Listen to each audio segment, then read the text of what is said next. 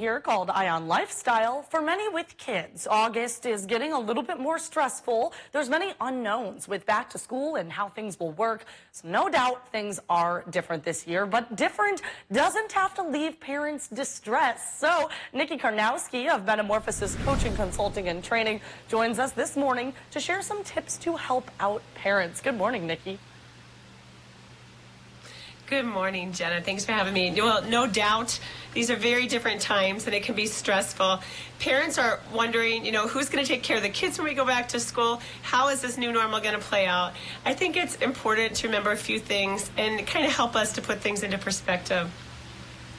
The first one really is to watch our attitudes around them and watch our words. Kids pick up on this. It can really determine how they're going to adapt and adjust. If we're going around and all they're hearing from us and others is doom and gloom and how bad things are going to be, it really can become a self-fulfilling prophecy and affect them. So I think making sure we teach the kids to be safe, but not instilling fear in them is important with our words and attitude. Keep things positive and focus on the cans. This is what we can do. This is what we're going to do.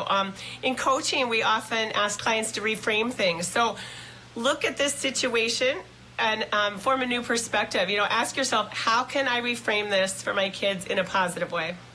Absolutely, and that's not always easy to, focus on our attitudes as adults about the situation, but being aware is key. So what are some other positives that you have on this list? Yeah, well, remember, we have choices during COVID at any time. Really, it's your life. It's your family. So I think sometimes we can feel like passive participants waiting on others to make decisions. But parents can really start to create what they want for their children based on their priorities.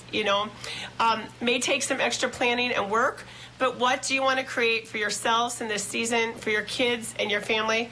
The good news is you get to create it, and it might take some sacrifice and even be a little inconvenient, but it's a good reminder. It's our life. We get to do that. Absolutely. It's not always easy, but it's worth it to have a plan that you feel good about. Do you have any last tips for us? Well, I think one of those, letting go of perfection. I think the truth is, some of these things that we're looking on, like, they're missing out on this sport or this activity, unless they're going to be Olympic athletes, it's probably okay that they're playing chase in the backyard, with a neighbor. So I saw a post yesterday and I thought it summed it up well. It said, what if in this season we took time to teach our kids just the little things, empathy, cooking in the kitchen, gardening, all these life skills that really are important and educational.